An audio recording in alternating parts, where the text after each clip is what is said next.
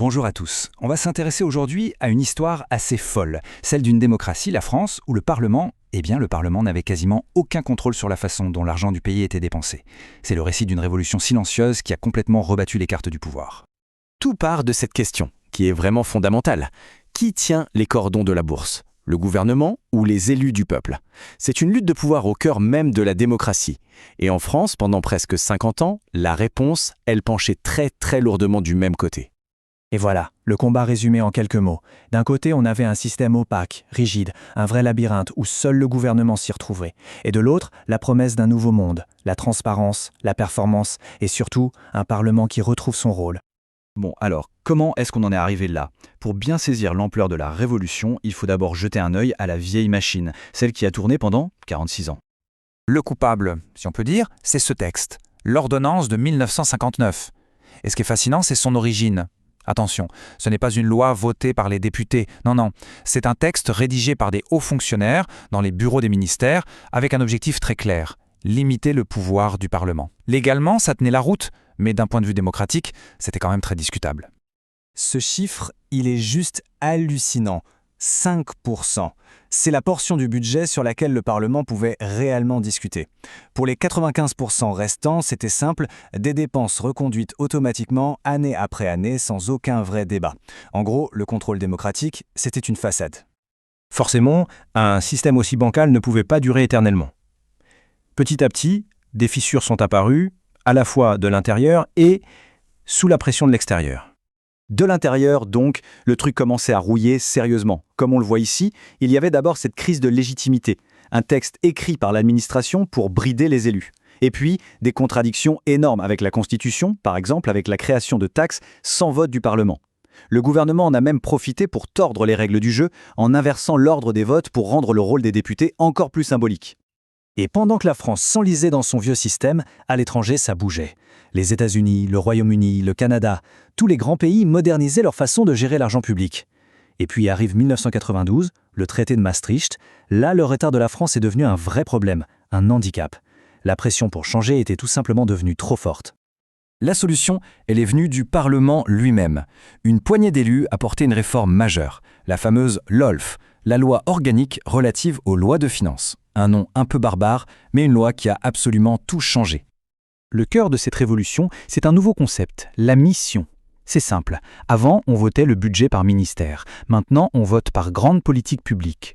On ne se demande plus combien pour le ministère de la Justice, mais plutôt combien pour la mission justice. Ça change radicalement la façon de penser. Cette analogie, elle est parfaite pour comprendre. Le budget de l'État, c'est le gâteau. Les missions, comme la défense ou la sécurité, ce sont les parts. Et qui découpe les parts, c'est le gouvernement. C'est lui qui définit les grandes missions. C'est une image très claire de la nouvelle architecture. Et c'est là que ça devient vraiment puissant. Avec la loi LFF, chaque euro dépensé doit être justifié par des résultats.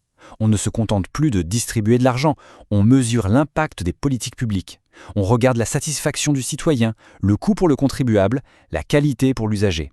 Bref, on passe d'une logique de moyens à une logique de résultats. C'est la fin du chèque en blanc. Mais le changement le plus spectaculaire, le plus fondamental, c'est bien la redistribution du pouvoir. Et dans ce nouveau jeu, le grand gagnant, c'est le Parlement. Il suffit de regarder ces chiffres. Avant, on avait 850 chapitres budgétaires. C'était un carcan ultra rigide. Aujourd'hui, on a environ 186 programmes, beaucoup plus souples. Ça veut dire quoi concrètement ? Ça veut dire que les gestionnaires, sur le terrain, ont enfin les moyens d'adapter leurs dépenses à leurs besoins. C'est une vraie révolution managériale. Et voilà le nouveau super-pouvoir du Parlement, la modulation. Le principe est simple. Le gouvernement propose une enveloppe globale pour une mission, disons la sécurité. Le Parlement, lui, ne peut pas toucher à ce montant total. Par contre, il peut décider de réallouer l'argent à l'intérieur de la mission. Par exemple, prendre un peu d'argent à la police pour en donner plus à la gendarmerie. Ça, c'est un vrai pouvoir d'arbitrage. Un autre mot-clé important, c'est la fongibilité. Ça sonne un peu technique, mais l'idée est toute simple, c'est la flexibilité.